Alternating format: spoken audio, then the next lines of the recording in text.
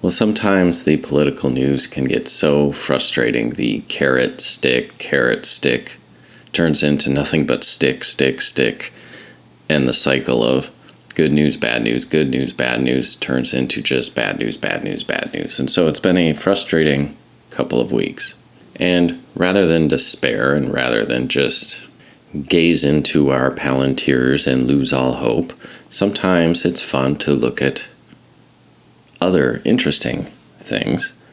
And so I want to talk about some of these interesting archaeological finds, and what we're seeing is the slow scientific proof of myth, whether it is the archaeological finds and historical records that are more and more proving the truth of the Bible and making it a much more reliable record than it was, say, in the 90s when I was younger and people questioned whether Jesus Christ was even an actual man, or the stories of the Iliad and the Odyssey, and whether Troy was even real, and finding out, yes, it indeed was real, and it's very likely a great deal of what was passed down in the Iliad and the Odyssey were true.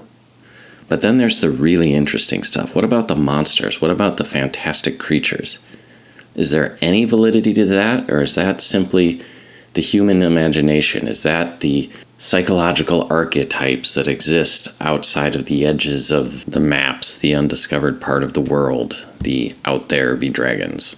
Well, we all know back in 2004, there was a great deal of excitement when ancient hobbit-sized human species were discovered on a remote Indonesian island. They uncovered bones of a human dwarf species that was marooned for eons, separate from modern man.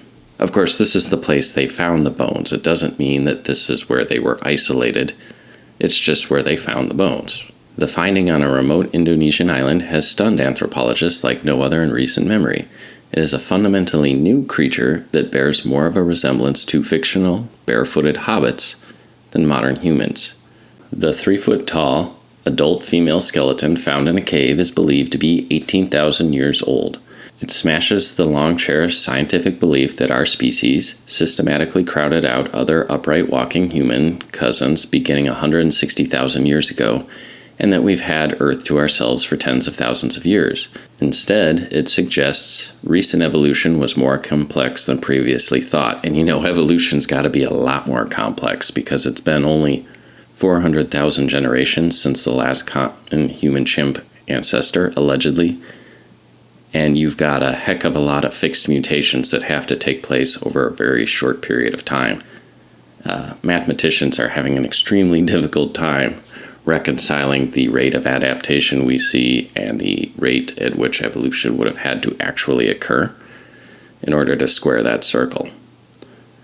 But that's a different video altogether. Scientists have called the dwarf skeleton the most extreme figure to be included in the extended human family. And certainly she is the shortest. She is the best example of a trove of fragmented bones that account for as many as 7 of these primitive individuals that lived on the equatorial island of Flores, located east of Java and northwest of Australia. The mostly intact female skeleton was found in September of 2003. The specimen's ages range from 95,000 to 12,000 years old, meaning they lived until the threshold of recorded human history and perhaps crossed paths with the ancient ancestors of today's islanders. 12,000 years ago, there were hobbits living side by side human beings 12,000 years ago. The Flores man-made stone tools, lit fires, organized group hunts for meat, bones of fish, birds, rodents were found near the skeletons were charred, suggesting they also cooked. Maybe taters as well. All this suggests Flores man lived communally and communicated effectively, perhaps even verbally. Millennia ago, Flores was a kind of looking-glass world, a real-life Middle Earth, inhabited by a menagerie of fantastical creatures like giant tortoises, elephants as small as ponies, and rats as big as hunting dogs. Disgusting. It even had a dragon, although they were giant lizards like today's carnivorous Komodo dragons, rather than treasure-hoarding Smaug described by Tolkien. They had dragons, and who knows how big they got. It's fascinating. Delicate artifacts found in this cave were described as toy-sized versions of tools, stone tools made by Homo erectus. They suggest that Flores man retained intelligence and dexterity to flake small weapons with sharp edges. Even more speculative is whether Flores man met with modern humans and what might have happened. Folklore experts have reported persistent legends of little people living on Flores and nearby islands. Islanders called the creature Ibu Gogo and said it was about 3 feet tall. Interesting how there is a lot more truth in myth than we like to admit. And in fact, you don't actually have to go back that far in time to find sort of hobbit-like incidences in history. In World War II, when the Japanese were invading the Philippines, there was a small breed of human being known as the Negrito, and they seldom grew to be more than 4'8" tall. And during the Japanese occupation, they would sneak in with what's called a bolo knife into the Japanese barracks and cut the throat of every other man as they slept. And of course, you're this Japanese occupying soldier, and you wake up one morning and the guy on your left is gone and the guy on your right is gone. Talk about psychological warfare. And so these were, they worked as scouts, they worked as infiltrators, they helped defend Filipino independence and were allies of the United States just as recently as World War II. And so we don't know what other myths may also be true. We've got hobbits, maybe dwarves, maybe giants, who knows? But what about orcs? What about the evil orcs? Tree of Woe has done a piece called When Orcs Were Real, the ancient struggle for Homo sapiens to rule the earth. Every human culture has believed in the existence of other beings, monstrous humanoids, sapient but inhuman. They have gone by different names: boogeymen, bugbear, cyclopes, giant, wotan, ogre, oni, troll, yeti, and more. But they are always feared, lurkers in the shadows, threats to the clan, tribe, or hearth. Dungeons and Dragons didn't create these monsters. They don't represent anything modern. Humanity's legendary heroes have been fighting these monsters since time immemorial. The real question is, why does every civilization have similar myths? Why does every culture have legends of monstrous humanoids? And why are they always depicted as fearsome and dangerous? And Tree of Woe argues, because the legends were real. Orcs were real. And that's the argument put forward by Danny Vendramini in his book Them and Us: How Neanderthal Predation Created Modern Humans. Vendramini is a heterodox thinker, and his argument is well outside the mainstream view.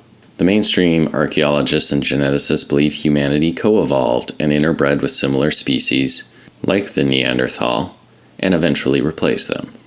Now, much of this is because anthropologists love this myth of the noble savage, which is truly a myth, and that they have tried to minimize the massive amount of violence that was present in prehistoric times between different human groups. Even look at the Native Americans. They were absolutely vicious and brutal towards one another. It was not a peaceful land.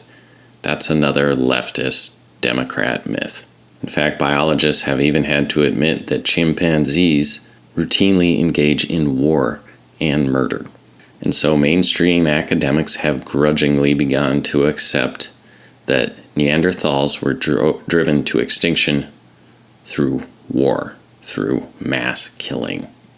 Nicholas R. Longrich, a senior lecturer in evolutionary biology and paleontology at the University of Bath, presents the current consensus. To war is human. Neanderthals were very like us, were remarkably similar in our skull and skeletal anatomy, and share 99.7% of our DNA. Behaviorally, Neanderthals were astonishing like us. The archaeological record confirms Neanderthal lives were anything but peaceful. The best evidence that Neanderthals not only fought but excelled at war is that they met us and weren't immediately overrun. Instead, for around 100,000 years, Neanderthals resisted modern human expansion. For thousands of years, we must have tested their fighters, and for thousands of years, we kept losing. Finally, the stalemate broke and the tide shifted.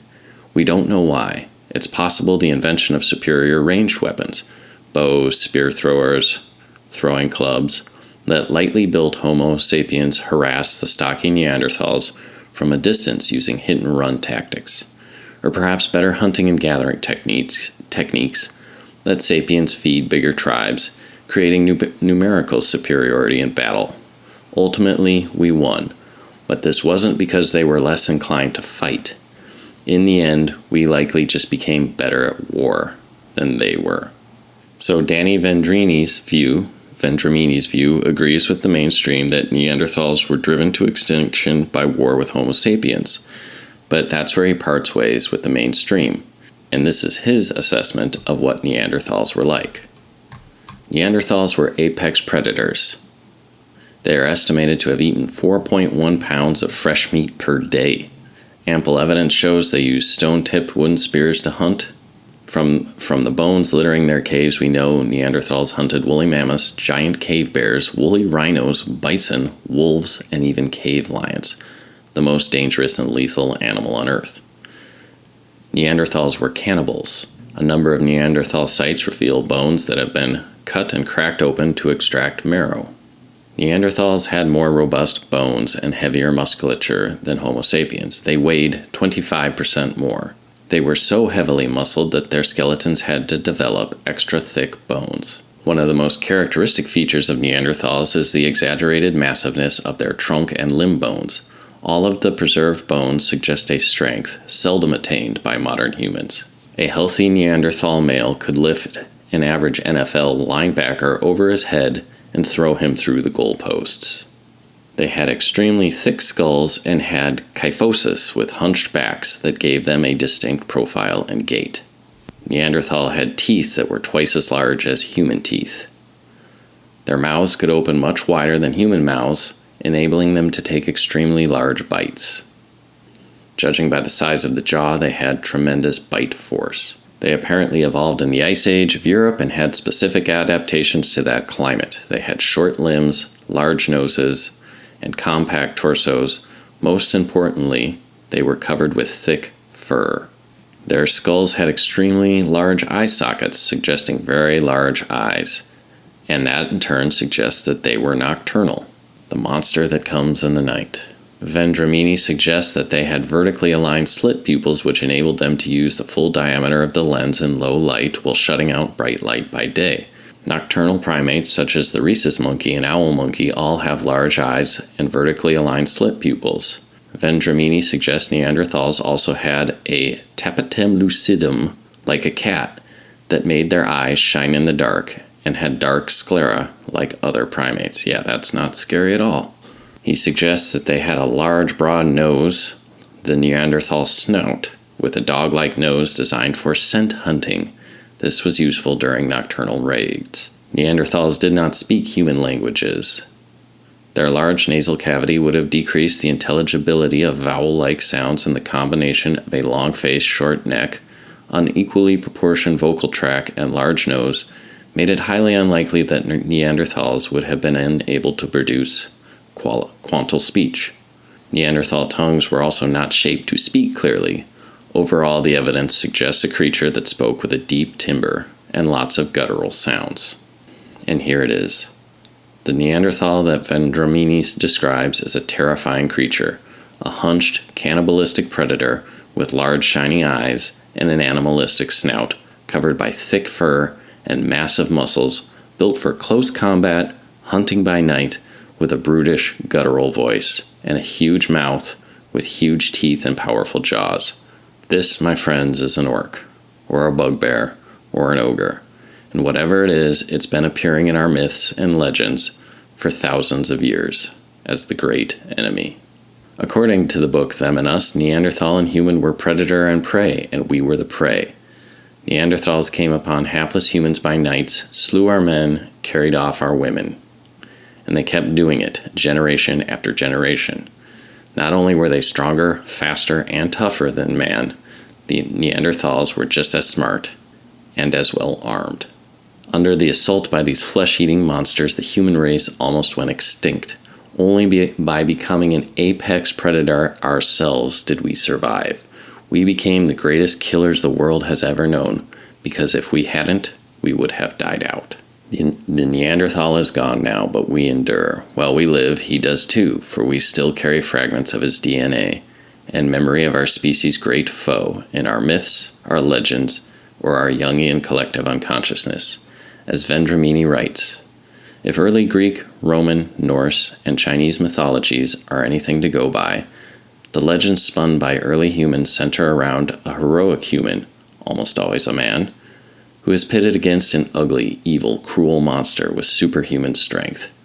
This universal mythic monster is usually male, invariably wild, hairy, dangerous, and uncouth. Often it is half man, half animal, and tends to live in dank forests or dark caves, or emerge from the underworld under the cover of darkness.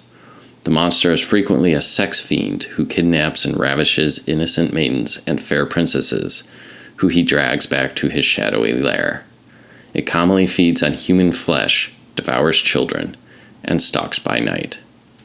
And he adds, long ago, orcs were real.